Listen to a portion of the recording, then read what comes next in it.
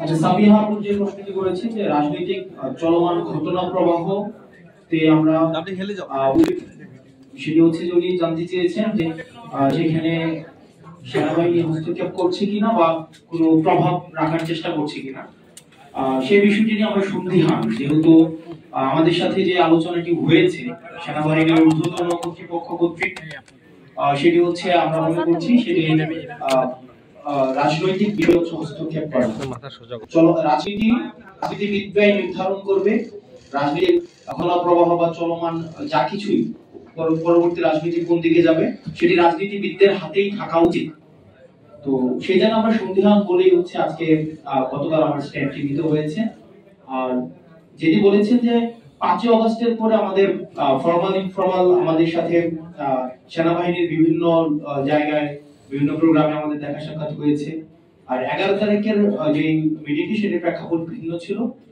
সেখানে অপর প্রান্তে ঊর্ধ্বতন কর্তৃপক্ষ উপস্থিত ছিলেন এবং সেখানে আমার স্ট্যাটাসে আমি ডিসক্লোজ করেছি। আমি আমার স্ট্যাটাসেই হচ্ছে আমি ডিসক্লোজ করেছি যে ওখানে সবকিছুই হচ্ছে উপস্থাপন করা হয়েছে। আপনি গিয়েছিলেন নাকি আপনাকে ডেকে নেওয়া হয়েছে? সেখানে বিষয়টি হচ্ছে যে আমরা এই বিষয়ে আলোচনা বিভিন্ন ল এন্ড অর্ডার, আপনারা জানেন যে বর্তমানে ম্যাজিস্ট্রেসি পাওয়ার দেওয়া হয়েছে সেনাবাহিনীকে, ল এন্ড অর্ডার সিচুয়েশন নিয়ে আমাদের মধ্যে অনেক প্রশ্ন রয়েছে।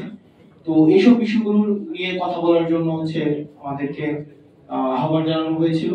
এবং হচ্ছে কিছুদিন আগে আপনারা সেনাপ্রধানের একটা বক্তব্য দেখেছেন, যেই বক্তব্যকে আমি ব্যক্তিগতভাবে বা আমরা অনেকেই দেশের মধ্যে এটা নিয়ে কথা হয়েছে যে এটাকে রাজনৈতিক পরিমণ্ডলে অসমীচীন হিসাবেই ধরা হয়েছে। যে অন্তর্বর্তীকালীন সরকার প্রধানকে যেভাবে অ্যাড্রেস করা হয়েছে, যেভাবে অন্তর্বর্তী যে ইনক্লুসিভ যে নির্বাচনের দিকে নির্বাচনে ইঙ্গিত করা হয়েছে আওয়ামী লীগ সহ, তো সার্বিক বিষয়ে যখন আলোচনার কথা বলা হয়েছে তখন গিয়েছিলাম। তো এই বিষয়গুলো আলোচনা করা হয়েছে। আমার স্ট্যাটাসে সব বিষয় হচ্ছে একদম মানে স্ট্রেইট ফরওয়ার্ড, সেখানে হচ্ছে স্পষ্ট করা আছে। আর এখানে যেটা বলছেন যে আমি একটু নিরাপত্তার ঝুঁকি অনুভব করছি কিনা, দেখেন 5 আগস্টের পূর্বে আমরা জনগণকে ছাত্র নাগরিকদের সাথে নিয়ে হচ্ছে আমরা আন্দোলন করেছি। ফেসিবাদ বিরোধী একটা তখন একটা শক্তি ছিল, এজেন্সি ছিল, রাষ্ট্রপক্ষ আমাদের বিরুদ্ধে ছিল।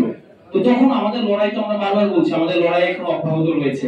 সুতরাং এই বিষয়গুলোকে আমরা যতক্ষণ পর্যন্ত ছাত্র নাগরিক এবং এই ফেসিবাদ বিরোধী ক্রিয়াশীল রাজনৈতিক দলগুলো ঐক্যবদ্ধ রয়েছি ততক্ষণ পর্যন্ত আমি কোনো নিরাপত্তার ঝুঁকি বা এইসব আমি বোধ করছি না। ধন্যবাদ।